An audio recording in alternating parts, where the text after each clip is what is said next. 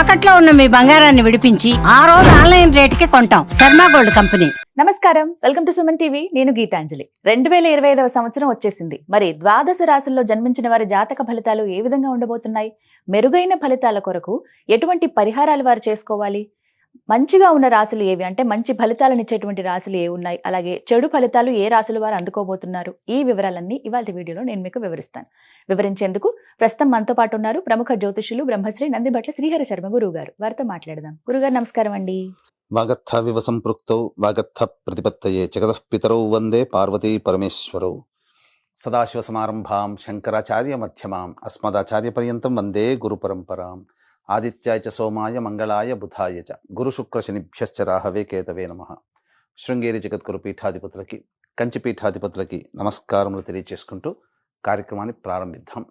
వీక్షించేటువంటి Suman TV ప్రేక్షకులకి గమనిక, ఇప్పుడు మనం చెప్పుకోబోయేటువంటి రాశి ఫలాలు ఏవైతే ఉన్నాయో అవన్నీ కూడా ఆంగ్ల నూతన సంవత్సర గమనాన్ని దృష్టిలో పెట్టుకొని జనవరి 1వ తారీఖు నుంచి డిసెంబర్ 31వ తారీఖు వరకు మాత్రమే ఉన్నటువంటి గ్రహాల స్థితిగతులను బట్టి వివిధ రాశుల వారికి ఏ విధంగా ఉండబోతుందో తెలుసుకుందాం.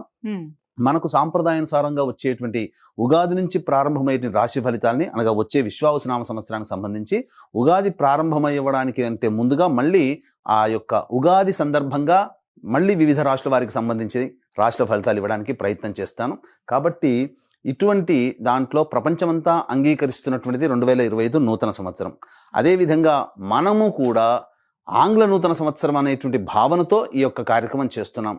అదే ఉగాది నాడైతే మార్చి 29వ తారీఖు నుంచి మళ్ళీ 2026-28 వరకు ఉండేటువంటి గమనం వరకు ఉండేది చెప్పేటువంటిది. అవి మనం మరియు వీడియోలో తెలియజేసుకుందాం.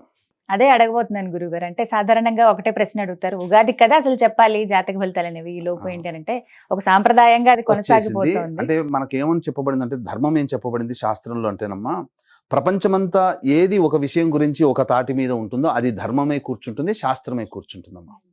ఇక మరి ద్వాదశ రాశుల వారి జాతక ఫలితాలు తెలుసుకుందాం. ముందుగా గ్రహస్థితులు ఏ విధంగా ఉన్నాయో తెలియచేస్తారా? జనవరి 1, 2025 నుంచి. ఇక గ్రహస్థితిలోకి గనక గమనించుకున్నట్లయితే ముఖ్యంగా గురువు 9th మే వరకు కూడాను ఈ వృషభ రాశిలో సంచారం చేస్తున్నాడు. 9th మే నుంచి మిథున రాశిలోకి సంచారం, 9th మే నుంచి సెప్టెంబర్ 27వ తారీఖు వరకు. ఇక సెప్టెంబర్ 28 నుంచి నవంబర్ 11వ తారీఖు వరకు కర్కాటక రాశిలో. ఇక నవంబర్ 12వ తారీఖు నుంచి డిసెంబర్ 28 వరకు కర్కాటక రాశిలోనే వక్రీకరించే స్థితి పొంది ఉండడం. ఇక శని భగవాన్ల వారిని కనుక చూసుకున్నట్లయితే 15 ఏప్రిల్ వరకు కుంభరాశిలో సంచారం చేస్తున్నారు. 16 ఏప్రిల్ నుంచి అక్టోబర్ 9వ తారీఖు వరకు మీనరాశిలో సంచారం. ఈ మధ్య కాలంలో జూలై 8వ తారీఖు నుంచి వక్రీకరించి మీనరాశిలోనే సంచారం చేస్తున్నాడు. అలాగే అక్టోబర్ 10వ తారీఖు నుంచి కుంభరాశిలో సంచారం చేస్తూ వక్రీకరించి కుంభరాశిలో, నవంబర్ 26వ తారీఖు నుంచి వక్రత్యాగము శని భగవాన్ల వారు చేస్తున్నారు. ఇక రాహుకేతులు కనుక చూసుకున్నట్లయితే 15 మే వరకు కేతువు కన్యలో మరియు రాహువు మీనరాశిలోకి, అలాగే 16 మే నుంచి సింహరాశిలో కేతువు, అలాగే కుంభరాశిలో 16 మే నుంచి రాహుగ్రహ సంచారం జరుగుతుంది. ఇక్కడ గమనించుకున్నట్లయితే ఇక్కడ వీక్షించేటువంటి ప్రేక్షకులకు అందరికీ తెలియజేయాల్సినటువంటి అంశం ఏంటంటే, ముఖ్యంగా అందరూ ఈ ద్వాదశ రాశుల గురించి రాగానే అందరూ ఆలోచించేటువంటిది ముఖ్యంగా శని దోషం, ఏలినాడు శని, అష్టమ శని, అర్ధాష్టమ శని, కంటక శని, యోగ శని, ఈ శని దోషాలు. అయితే ఇక్కడ 15 ఏప్రిల్ వరకు శని కుంభరాశిలో సంచారం చేస్తూ 16 ఏప్రిల్ నుంచి మీనరాశిలోకి సంచారం చేస్తున్నా, ఈ యొక్క జూలై 8 నుంచి మీనరాశిలోనే సంచారం చేస్తూ వక్రీకరించినటువంటి కారణం చేత మళ్ళీ ఈ కుంభరాశి ఫలితాన్ని ఇస్తాడు. అక్టోబర్ 10న కుంభరాశిలోనే వక్రీకరించి ఉన్నటువంటి స్థితిగతుల చేత ఏమవుతుంది, మళ్ళీ మకర రాశి ఫలితాన్ని శని భగవానులు ఇస్తారు. కాబట్టి అర్థం చేసుకోవాల్సినటువంటి అంశం ఏంటంటే, ఎవరికి కూడాను ఈ సంవత్సరం శని భగవానుడు యోగదాయకంగా పూర్తిగా లేడు. 12 రాశుల వారికి అష్టమ శని, అర్ధాష్టమ శని, కంటక శని, యోగ శని, దాంపత్య శని, ఈ రాశుల ఈ యొక్క దోషాల, శని దోషాలు ఏదో ఒక సందర్భంలో కొన్ని నెలల పాటు అందరూ రాశుల వారు అనుభవించాల్సిందే తప్ప ఇక్కడ ప్రత్యామ్నాయము లేదు. కాబట్టి ఇక కుంభరాశి వారికి ఏలినాటి శని వెళ్ళిపోతుందని సంతోషం కానీ, ఈ యొక్క సంబంధించి మకర రాశి వారికి ఏలినాటి శని వెళ్ళిపోతుందని సంతోషం కానీ, లేకపోతే కర్కాటక రాశి వారికి అష్టమ శని దోషం పోతుందని కానీ భావించాల్సిన అవసరం లేదు.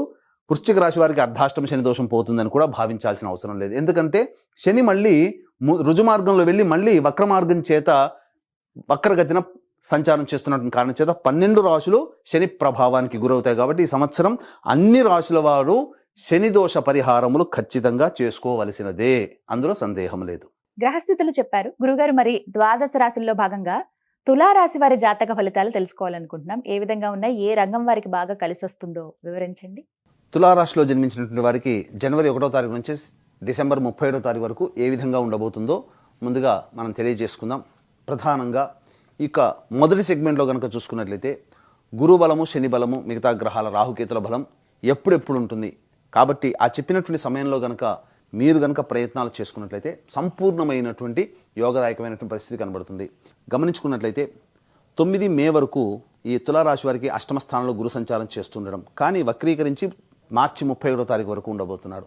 కాబట్టి ఇది అద్భుతమైన యోగ కాలం. జనవరి 1వ తారీఖు నుంచి మార్చి 30వ తారీఖు వరకు సప్తమ గురు ప్రభావము అద్భుతంగా ఉంటుంది.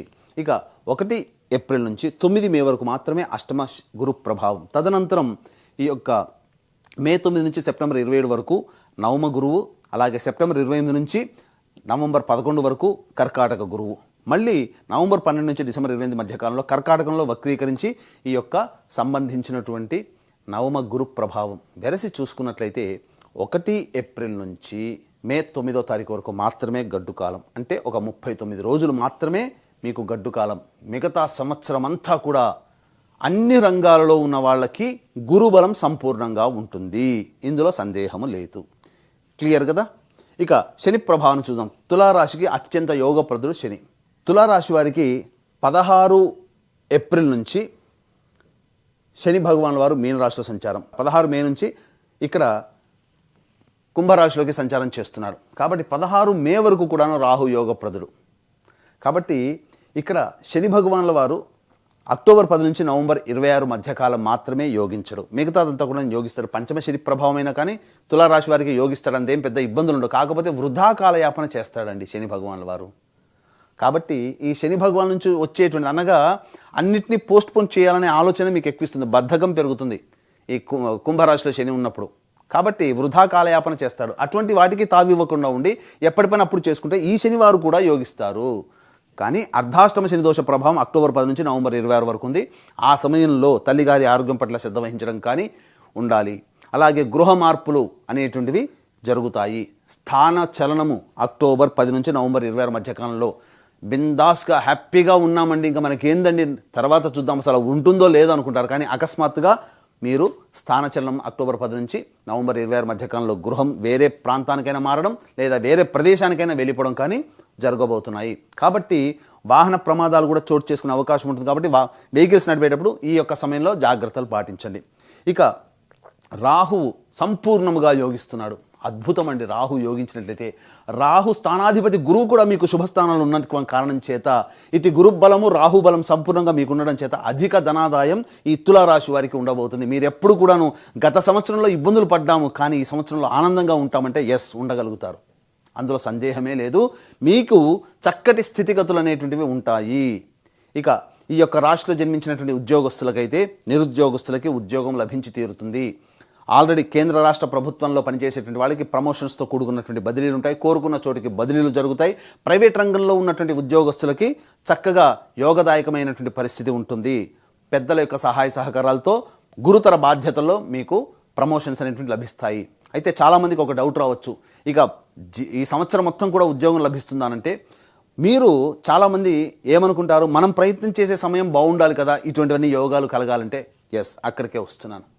ప్రయత్నం చేసేటువంటి సమయం బాగుండాలి. కాబట్టి ఏ సమయంలో మీరు కొత్త ఉద్యోగం కోసం ప్రయత్నం చేయవచ్చు, ఉన్న ఉద్యోగంలో చేస్తున్నటువంటి వాళ్ళు. అలాగే నిరుద్యోగస్తులకి ఎప్పుడు ఉద్యోగం లభించి తీరుతుంది అనే విషయాలు కనుక చూసుకున్నట్లయితే ప్రధానంగా జనవరి 11 నుంచి ఫిబ్రవరి 11వ తారీఖు మధ్యలో ఉన్నటువంటి కాలం ఖచ్చితంగా నిరుద్యోగస్తులకు ఉద్యోగం లభిస్తుంది. వేరే ఉద్యోగం మారడానికి అనుకూలమైన సమయం. మళ్ళీ ఎప్పుడు ఉంటుంది? మార్చి 13 నుంచి ఏప్రిల్ 12 లోపల మళ్ళీ ఇటువంటి సమయమే. ఇంకా మళ్ళీ ఎప్పుడు ఉంటుంది? జూలై 15 నుంచి సెప్టెంబర్ 16వ తారీఖు వరకు ఉన్నటువంటి కాలం అద్భుతమైనటువంటి కాలం. ఇక ఇంతవరకే. ఈ ఆగస్టు సెప్టెంబర్ 16 తర్వాత మళ్ళీ ఉద్యోగ సంబంధంగా యోగించేటువంటి సమయం అంతగా లేదు. కాబట్టి ఈ చెప్పినటువంటి సమయంలోనే మీరు ఉద్యోగం కోసం ప్రాకులాడండి. నిరుద్యోగస్తులకి ఉద్యోగం, ఆల్రెడీ ఉద్యోగం చేస్తున్నటువంటి వాళ్ళకి వేరే సంస్థలో గొప్ప ఉద్యోగం లభించి తీరుతుంది. ఇక ఈ యొక్క తులారాశిలో జన్మించినటువంటి రాజకీయ ప్రముఖులైతే ఎవరైతే ఉంటారో రాజకీయ రంగంలో ఉన్నటువంటి వారికి రాహు అద్భుతమైన యోగం ఇస్తున్నాడు. మీరు ఊహించుంటారు, మీకు ఊహించని విధంగా మీకు పదవి లభించబోతుంది, నామినేటెడ్ పదవి. ఆల్రెడీ మీరు ఎన్నికలు కనుక ప్రయత్నం చేస్తున్నట్లయితే ఈ తులారాశిలో జన్మించినటువంటి వారికి ఎన్నికల్లో అఖండ విజయం ఈ యొక్క సంవత్సరంలో ఉండబోతుంది. ఏ ఎన్నికలైనా, సర్పంచ్ కావచ్చు, ఇతరత్ర ఏ ఎన్నికల్లోనైనా తులారాశి వారు విజయాన్ని పొందుతారు. ఇక ఈ యొక్క తులారాశిలో జన్మించినటువంటి సినీ రంగ ప్రముఖులు, అనగా సినీ రంగంలో ఉన్నటువంటి వాళ్ళు, టీవీ సీరియల్స్ రంగంలో ఉన్నటువంటి వాళ్ళు, అలాగే నాట్యము, సాహిత్యము, సంగీతము, నాటకంలో ఉన్నటువంటి వాళ్ళు, సోషల్ మీడియాలో 24 ఫ్రేమ్స్లో వర్క్ చేసేటువంటి వాళ్ళు, అలాగే ఎలక్ట్రానిక్ అండ్ ప్రింటింగ్ మీడియాలో ఉన్నటువంటి వాళ్ళు, వీళ్ళకందరికీ కూడా ఇటు రాహు ప్రభావం, ఇటు గురు ప్రభావము చేత ప్రజాదరణ కలిగినటువంటి యోగదాయకమైనటువంటి పరిస్థితి ఉంటుంది. ఈ సంవత్సరం మొత్తం కూడా 1 ఏప్రిల్ నుంచి మే 9 వరకు మంచి సమయం కాదు. మిగతా సమయం అంతా సంపూర్ణంగా యోగిస్తుంది ఈ చెప్పినటువంటి రాశుల్లో. ఇక విద్యార్థులు చక్కగా గురుబలము ప్రభావం చేత కోరుకున్న చోట విద్యాలయాల్లో ప్రవేశ రుసుము కలుగుతుంది. విదేశీ యానానికి, విదేశీ విద్యకు అనుకూలమైనటువంటి సమయంగా చెప్పబడి ఉంది. అలాగే రైతులకి మీరు పెట్టినటువంటి ఏ పంటలైనా కానీ అధిక దిగుబడి వస్తుంది. కొత్త పంటలు వేసినా మీకు దిగుబడి చాలా చక్కగా ఉంటుంది. కౌలుల వ్యాపారంలో ఉన్నటువంటి వాళ్ళు, అలాగే కూలీలు, వీళ్ళకందరికీ, రైతు కూలీలకు అందరికీ కూడా ధనాదాయం చక్కగా ఉంటుందని చెప్పవచ్చు. ఇక ఈ యొక్క సంబంధించిన తులారాశిలో జన్మించినటువంటి ఐరన్ వ్యాపారస్తులు, స్టీల్ వ్యాపారస్తులు, ఎడిబుల్ ఆయిల్స్, ఆటో రంగంలో ఉన్నటువంటి వాళ్ళు, వీళ్ళకందరికీ కూడాను ధనాదాయం చాలా బాగుంటుంది. వ్యాపార విస్తరణ చేసుకుంటారు, మంచి స్థితిగతులు పొందుతారని చెప్పవచ్చు. ఇక FMCG రంగము, జనరల్ స్టోర్స్, సూపర్ మార్కెట్స్, ఫుడ్కు సంబంధించినటువంటి వ్యాపారస్తులు, అలాగే కర్రీ పాయింట్స్ నడిపేటువంటి వాళ్ళు, ఇంకా చెప్పాలి అని అంటే ఎడ్యుకేషనల్ ఇన్స్టిట్యూషన్స్, జ్యువెలరీ రంగంలో, తీర్థయాత్రలు, పూజా స్టోర్స్ నడిపేటువంటి వాళ్ళు, అలాగే పండ్ల వ్యాపారస్తులు, వీళ్ళకందరికీ కూడాను వ్యాపార విస్తరణకి చాలా చక్కగా ఉంటుంది, అనుకూలమైనటువంటి సమయంగా చెప్పబడి ఉంది. కాబట్టి అన్ని విధాలుగా ఆదాయం చాలా చక్కగా ఉంటుంది. ఇంకా చెప్పాలంటే రియల్ ఎస్టేట్ రంగంలో ఉన్నటువంటి వారికి, లాయర్ల రంగంలో ఉన్నటువంటి వాళ్ళు, మున్సిపాలిటీ డిపార్ట్మెంట్లో, ఎలక్ట్రికల్ అండ్ ఎలక్ట్రానిక్స్ రంగంలో పనిచేసేటువంటి వాళ్ళకందరికీ కూడాను ఈ యొక్క తులారాశి వారికి ఏప్రిల్ 1వ తారీఖు నుంచి మే 9వ తారీఖు మధ్యకాలం తప్ప మిగతా అన్ని సమయాలు కూడాను యోగదాయకంగా ఉంటుంది. వ్యాపార విస్తరణ చేసుకోవచ్చు, నూతన ప్రాజెక్టులు సంభవిస్తాయి, తద్వారా కొత్త ప్రాజెక్టులు కూడా సకాలంలో పూర్తి చేసుకొని లాభాల బాటలో ఉంటారని చెప్పవచ్చు. రాని బాకీలు మీకు వసూలు అవుతాయి. అయితే ప్రధానంగా మీ యొక్క ఈర్ష్యను చూసి, అనగా మీ యొక్క అభివృద్ధిని చూసి ఈర్ష్యపడేటువంటి వాళ్ళు ఉంటారు. కాబట్టి నరదృష్టి, నరఘోష ఎక్కువగా ఉంటుంది. ఈ యొక్క తులారాశిలో జన్మించినటువంటి స్త్రీలకి ప్రధానంగా మంచి యోగదాయకమైనటువంటి పరిస్థితి ఉంటుంది. సంతానం కలగనటువంటి వాళ్ళకి సంతానం కలుగుతుంది. ఈ యొక్క తులారాశిలో జన్మించినటువంటి వాళ్ళకి వివాహం కానటువంటి వ్యక్తులకి, స్త్రీ పురుషులకి వివాహం నిశ్చయమవుతుంది, దాంపత్యంలో ఉంటారు, సంతాన ప్రాప్తి కలుగుతుంది. అలాగే ఈ రాశిలో జన్మించినటువంటి స్త్రీలకి ప్రజాదరణ పెరుగుతుంది, కుటుంబ సభ్యుల్లో మీ మాటకి విలువ పెరుగుతుంది, మీ పేరు మీద స్థిర చరాస్తులు కొనుగోలు చేసేటువంటి అవకాశాలు గోచరమవుతున్నాయి. గృహోపకరణాలు, ఆభరణాలు కొనుగోలు చేసే అవకాశము, శక్తి మీకు లభిస్తుంది. తద్వారా కుటుంబ సభ్యులతో ఆనందకరమైనటువంటి జీవితాన్ని పొందుతారు. ఒక బాధ్యతాయుతమైనటువంటి శక్తి మీలో ఉంటుంది. తద్వారా మీ మాట తిరుగుండదనేటువంటి విషయాన్ని ఈ రాశిలో జన్మించినటువంటి స్త్రీలు గమనించుకోవాలి. ఎంత అయినప్పటికీ కూడాను మీ యొక్క అభివృద్ధిని చూసి ఎదుటివారి యొక్క అసూయే మీకు ఇబ్బందిగా మారే సమయం. కాబట్టి 2025 సంవత్సరంలో మీకు దైవానుగ్రహం సంపూర్ణంగా ఉండాలి, నెగిటివ్ ఎనర్జీ మీ నుంచి వెళ్ళిపోవాలనేటువంటి సదుద్దేశంతో ప్రతి నెల ఒక్కొక్క పుణ్యక్షేత్రంలో ఒక్కొక్క మంచి తిథి రోజున ఎన్నుకొని మీ గోత్రనామాదులు, మీ కుటుంబ సభ్యుల గోత్రనామాదులతో కార్యక్రమాలు చేయించడం జరుగుతుంది. సర్వదోష నివారణ పూజలు, హోమాలు.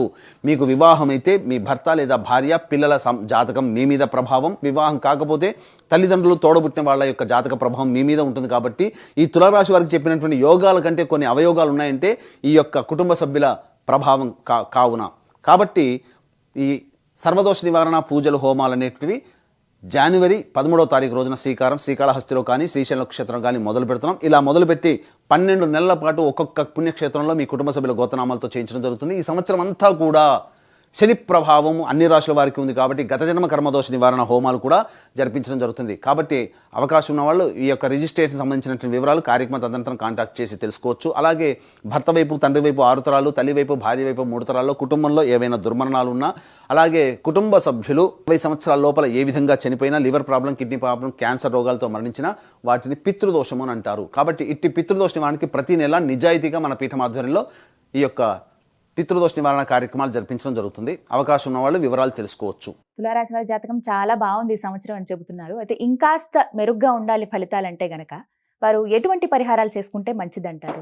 ఇక ఈ యొక్క తులారాశిలో జన్మించినటువంటి వారికి సంబంధించి సాధారణంగా అనునిత్యం ఎదురయ్యేటువంటి సమస్యల పరిష్కారం కోసం ప్రతిరోజు కూడాను సుబ్రహ్మణ్య భుజంగ స్తోత్రము, సూర్యుడికి నమస్కారం, సూర్యాష్టకం 6 సార్లు పారాయణం చేయడం, సుబ్రహ్మణ్య భుజంగ స్తోత్రం 3 సార్లు పారాయణం చేయడం అనేటువంటిది చేసుకున్నట్లయితే మరింత మెరుగైనటువంటి ఫలితాలు పొందుతారని చెప్పవచ్చు. అయితే ఇప్పుడు చెప్పినటువంటి పరిహారాల కంటే అలాగే జాతకం కంటే మీ యొక్క జీవితం విభిన్నంగా ఉన్నట్లయితే మీ యొక్క జన్మ జాతకంలో నడుస్తున్నటువంటి గ్రహ దశాంతర దశల యొక్క ప్రభావాలు కావున దగ్గరలోని మంచి ఉపాసనా పరులైనటువంటి జ్యోతిషుని సంప్రదించి వారి సలహాలు సూచనలు కనుక పాటించినట్లయితే మరింత మెరుగైన జీవితాన్ని పొందుతారని ఆశిస్తూ సర్వం శ్రీ ఉమామహేశ్వర పరబ్రహ్మార్పణమస్తు. చక్కగా వివరించారండి, ధన్యవాదాలు.